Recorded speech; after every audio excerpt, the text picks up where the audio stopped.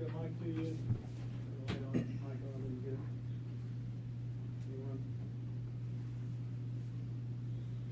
Chris, do you have to avoid making this into more than it is?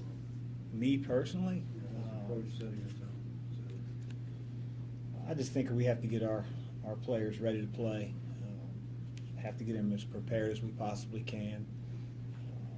We know the challenge ahead, but if you're asking if I worry about controlling emotion, I really don't. Just has to be channeled the right way, and that's sort of how I've always approached games like tomorrow's game. Griff, how familiar were you with Kentucky Louisville before you got here? I mean, I know you were only up the road a little bit, but you had your own team to go. How much did you pay attention to? Oh, I mean, you pay attention to it. I've been in college basketball for a long time as either a player or a coach, and it's one of the, if not the premier non-conference game in all of college basketball. So, as a college basketball fan, not just a coach, even though I didn't have any, horse in the race, so to speak, I still gravitate to watching, great basketball, as long as, it's not interfering with the job that I had at hand.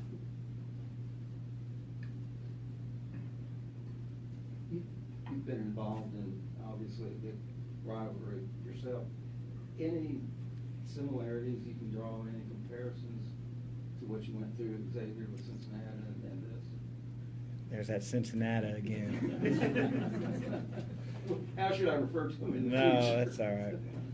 I would say that, generally the fan bases don't like each other. That really has nothing to do with the coaching staffs or the programs or the players. But, for those of you that have ever been to Cincinnati or lived in Cincinnati, like, you had a little feeling when you saw somebody walking around with a Bearcat logo on, if you were a Xavier person, and vice versa. And, when you're driving on Watterson or you're driving on Gene Snyder and you see that, big blue plate next to you, you just sort of keep staring straight ahead. Or you hit him from behind. No, I'm just kidding. So we all have those feelings as fans, but, when it comes to the players and the coaches, at least from our end, there's a ton of respect, and we know how talented and well coached the team that we're going to play tomorrow is. What did you see from Kristen as he went through that concussion protocol, and how is he now? How do you expect him to be tomorrow? Did great. I thought at the time when it happened, he went down pretty good, and like the good trainer that he is, Fred said, "Hey, I don't see him playing," and there was no argument on our end. We want the best for our student athletes.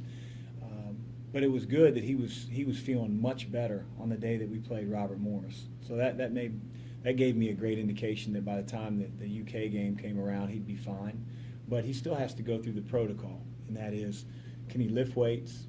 Can he go 5-on-0, do some cardio, and not have any symptoms, reoccurring or any setbacks? And he didn't. And then you release him to a contact practice. And as long as he remains symptom-free and there aren't any setbacks, then he'd be good to go. So he's gone through 2 or 3 contact practices at this point. So unless the same type of injury in a freak instance were to happen, I see no reason why he wouldn't be out there tomorrow. What kind of a challenge is this for your bigs, and what are the keys to that challenge? It's the biggest challenge we faced all year. Them and Tennessee would probably be on fairly even ground because of the way they play. Some teams have pretty good bigs, but they don't utilize them in a way that we'll see tomorrow, in a way that we saw against Tennessee, and we didn't pass that challenge against Tennessee. Just physical duck-ins. Their bigs tend to set quick pin downs to free up their guards as post feeders, and then they duck in and they carve out space. They draw fouls at a very, very high rate. So we're going to have to do as good of a job as we've done all year keeping the ball out of the paint. And they're going to hit some twos, but they can't be angled twos with no defender between the ball and the basket. That's a big challenge. Not a lot of teams pass that challenge.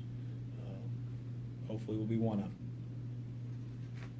So with your wife, Christy, growing up here, how much pressure has she put on you to win this game? And if you don't, maybe, can you come home tomorrow night? Come on, man. No, she doesn't put any pressure on me. She puts pressure on me to take out the garbage and do the things that we all have to do as husbands, but nothing when it comes to the game. Given their ability to draw fouls, how does that influence your substitution pattern and your concern about your base? Well, we have to manage it. I guess you can have sort of an emergency plan, if you will, in your back pocket, which I'm not going to share, but we just have to be cognizant of who has fouls, what our matchups are, who's coming in the game for them.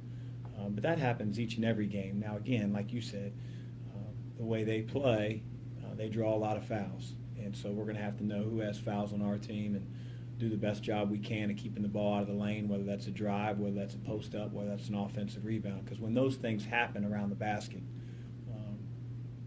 that's when fouls are drawn. And it's got to be a game for us that we do a great job of defending, not being passive, not sticking our chest in there. I mean, you draw fouls on a defender when he's hesitant, when he sort of reaches versus, putting your chest in there, putting your 2 feet in the right position and doing what you need to do and staying disciplined.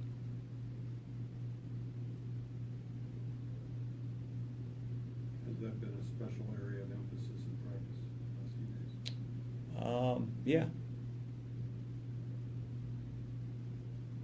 Statistics would suggest that they're not great at defending the three. Does that show on film? I don't know. I think, teams obviously get really hyped up to play Kentucky. Everybody on their schedule, it's a game that kids are excited to play in, every single one. And some of those teams that hit a decent percentage, it's all they can get are good looks around the three-point line. When I say good looks, I should say that's all they can do is get looks, because everything around the lane gets swatted. You've got to be able to get in the lane. You've got to be tough with the ball. You've got to be able to utilize a shot fake, see out, and you have to be able to finish and use the rim as a protector at times. And I think some of the teams they've played in the non-conference, they physically can't do that.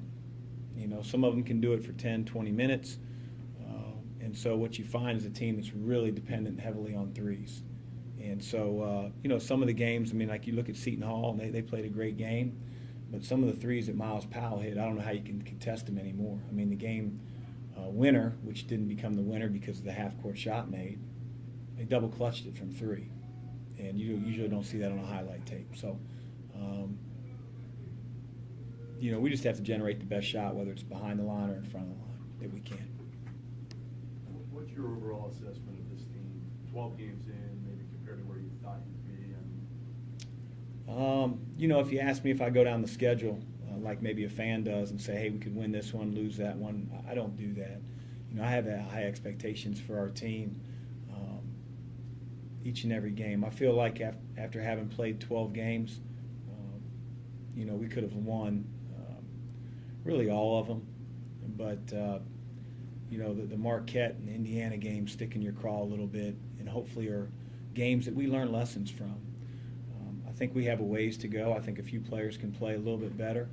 But I think the overall spirit of our team, in terms of playing together, playing hard, I don't think you could be an outsider looking in and say that the Louisville guys don't give it their all. And as long as we do that and continue to get better throughout the course of the season against a very, very challenging schedule, then that's all you can ask as a coach. I don't know if I answered your question, but I don't really care if I answer yours. Follow up a little bit on Tim asked at the beginning, and you said the players get excited, obviously. What about you? Do these kind of games excite you more? Yeah. Yeah. It doesn't make me prepare harder, if that's what you mean. But I think that, this is why you come to Louisville, to play in games like this. As I said before, it's the best non-conference game in the entire country. If you're not playing and you're a college basketball player or a coach, you're tuning into the game. And so who wouldn't want to be a part of something like that? That's why it's hard to get a ticket. That's why there's more people here than there were for Robert Morris. I didn't see Jay when we played Robert Morris a week ago. So yeah, you want to be a part of it, but I don't want it to seem as if, hey, now coach watches more film. Hey, now we practice longer. That would be a disservice to the other teams that we play. And we're always concerned more about ourselves than the opponent, regardless of how good the opponent may be.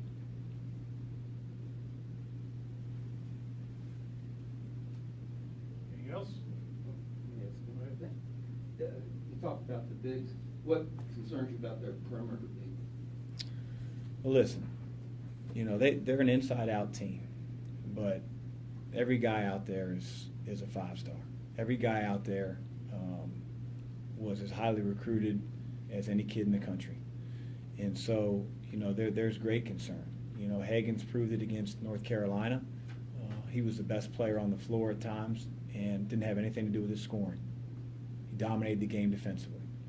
You know, you look at Tyler Harrow, and he's the guy that, you know, takes the most shots on their team. They run a lot of actions for him.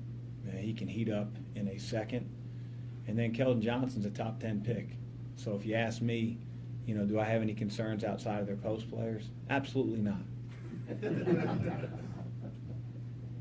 you watch them against Duke, and were you inclined to just write that off, or did you interpret anything in that game? Hey, Duke's pretty good too. Yeah.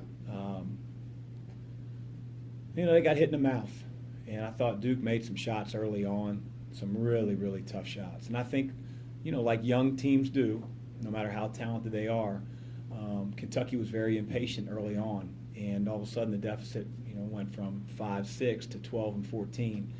And yeah, my teams that I've had over the years don't handle that the right way. They try to shoot their way out of trouble instead of execute your way out of trouble. You're trying to take guys that just played high school basketball, you know, 4 or 5 months ago and say, hey, we've got to execute our way out of trouble. You know, they learned a lesson, and they become better because of it. But yeah, Duke's pretty good too.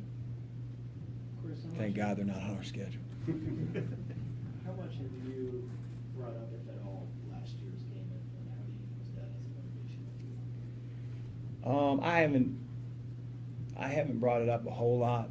You know, I wasn't in the locker room. I wasn't on the sidelines. I wasn't, you know, a part of the chemistry a year ago. But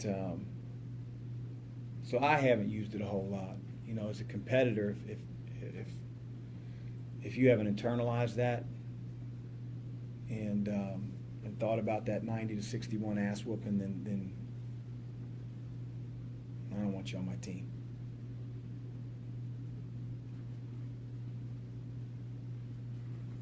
Other questions?